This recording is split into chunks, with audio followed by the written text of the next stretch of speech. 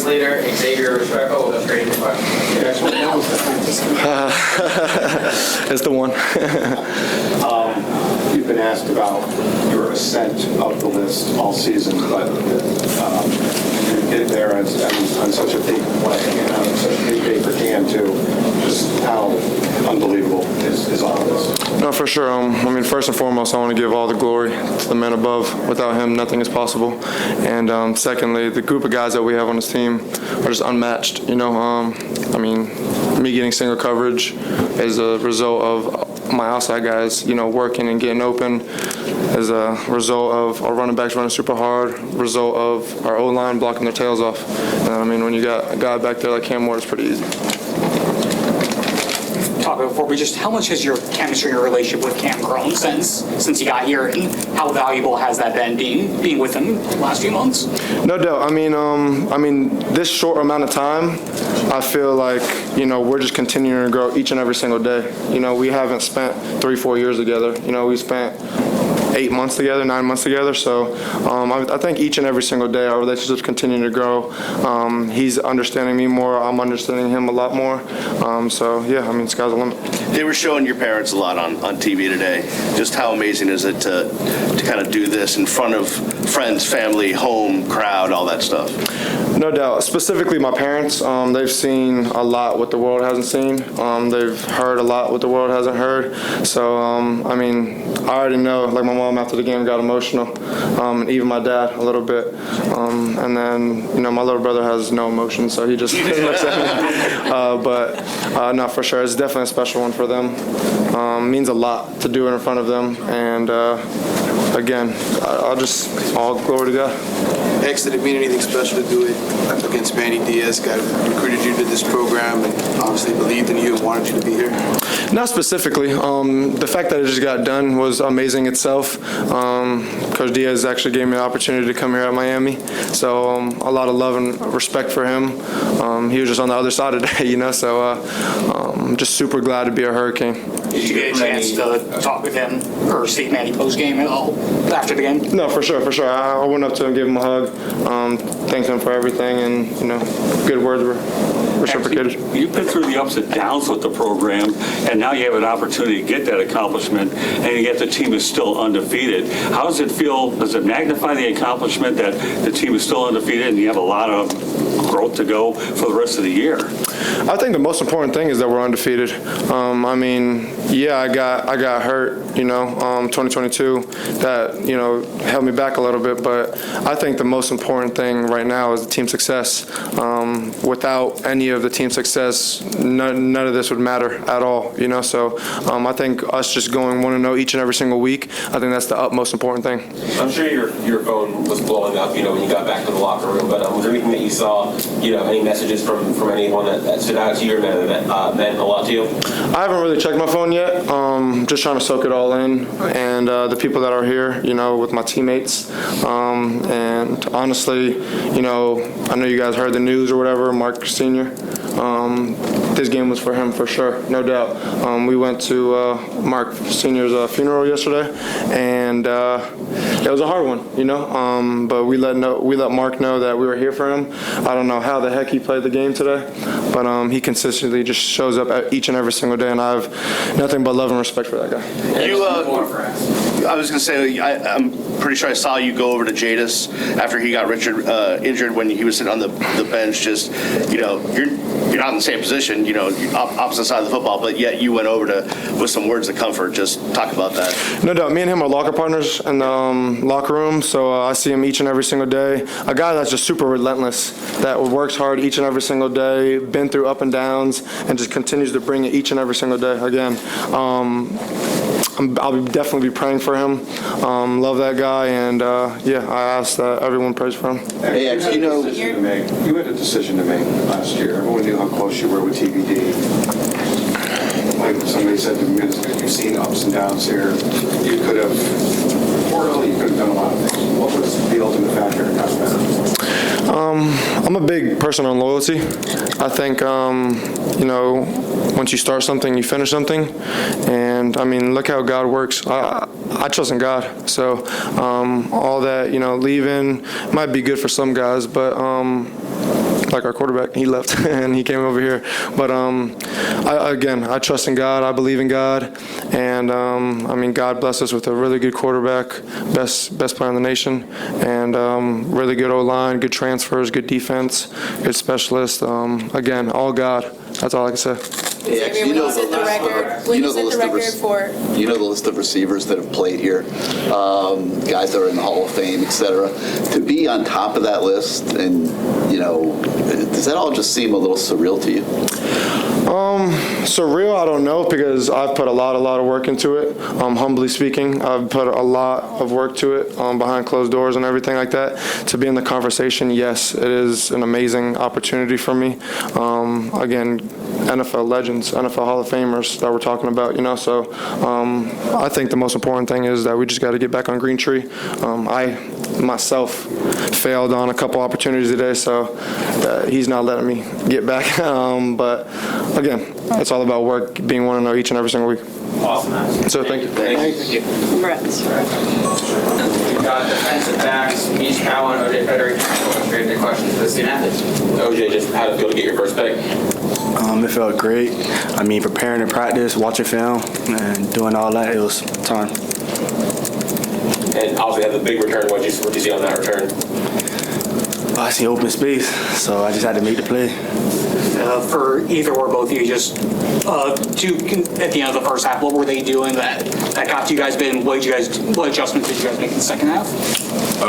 They've just been running what they've been running, honestly. They're big on, shot plays, quick access throws, defensive backs, trying to put them in one-on-ones, receivers, back shoulder fades. So we just, first quarter, we was making a lot of plays. Second quarter went a little bit down, but the third quarter, we ended up in fourth quarter, closed out.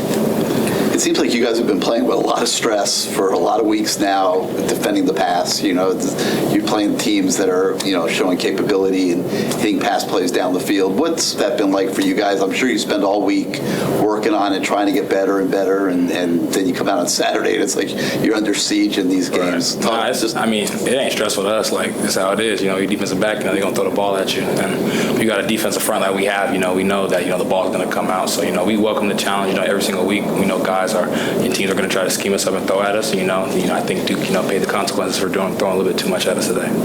He's the guy to your left. Just what has it been like watching him this season? See what he's been doing for you guys? It's been great. He's been developing, ever since, summer. He was making plays, since we were doing player-led practices. He's always, trying to get the edge. And, he's a guy that, he works hard, on and off the field. And, he's overall a young guy that's stepping up. That's something that you don't really see, when you're, I think he's like 17, 18 years old. So that's not something you see in, someone that young. So I'm really proud of him. I know he's going to do better. For either of you, Jadis obviously went down, but before that, he was really making an impact. Just can you talk about his impact and what he's been able to do for this team this year? And right, he's like 6'2", 6'3", can run, really good at man coverage, and he's been, getting, back, I would say into a good flow, of his game, and I think, when Jay Rich is, on his P's and Q's like he has been, he plays lights out, so, we're praying for him, make sure, everything's all right. I know we've asked you, similar questions to this in the past, but, you played for the national runner-up last year, played in the national title game.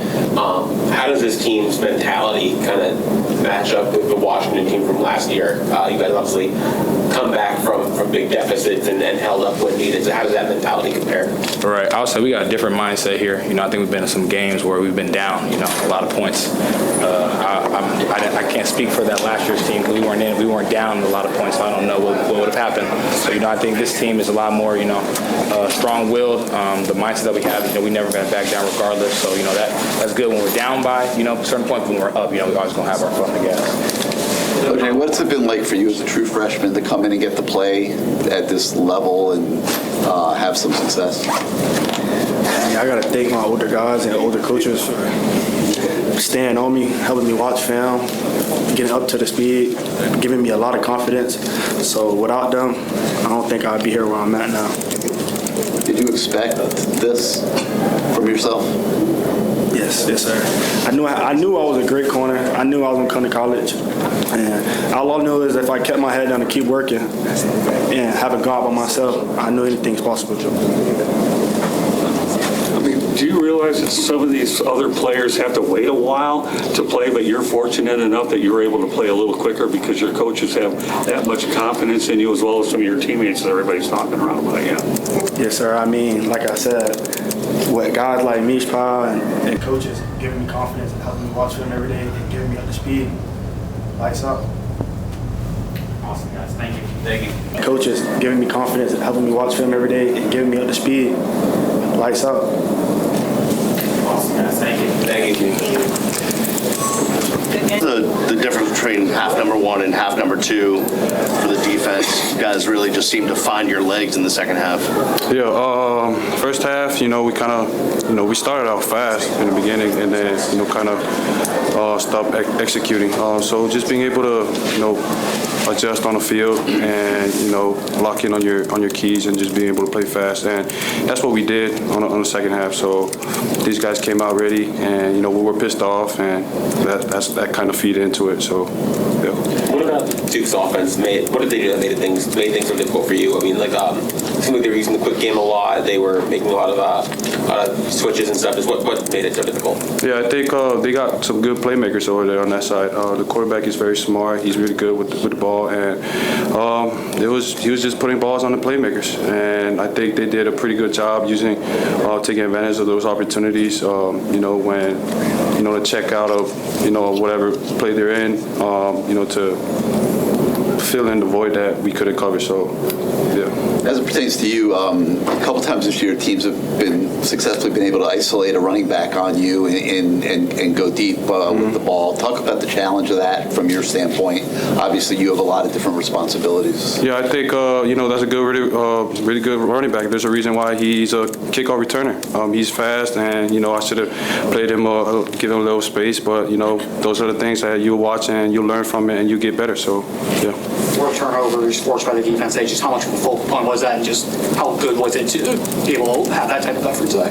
Yeah, a lot of people, were pissed off, like I said, and we didn't want to allow them to score in the fourth quarter. And these guys came out and executed their job. We had adjustment, and we played fast and played to the standard that we hold ourselves to.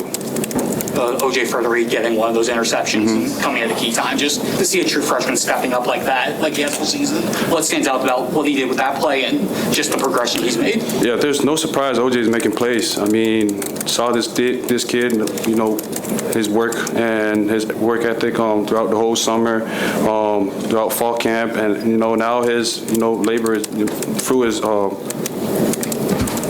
You know what I'm saying? But yeah, I mean, there's no surprise he's performing the way he is. He's very mature, he's very smart, and he's very instinctive. And you saw in that play, he played it really perfect. He played a top shoulder. We knew they were going shots, and they picked on him, and he took advantage of that. So it was a good play by him.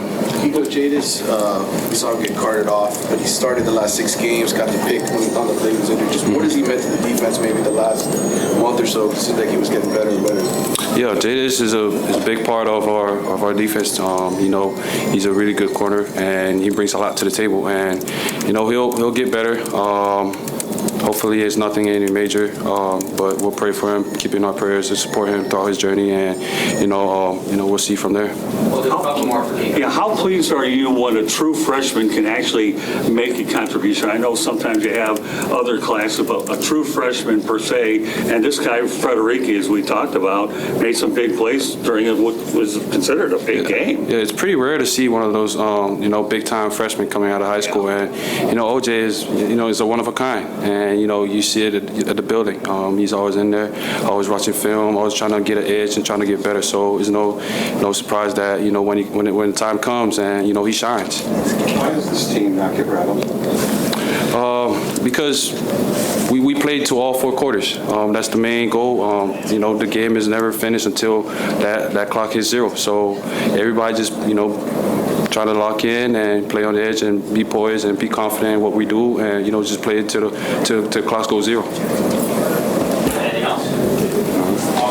Thank you. Thank you.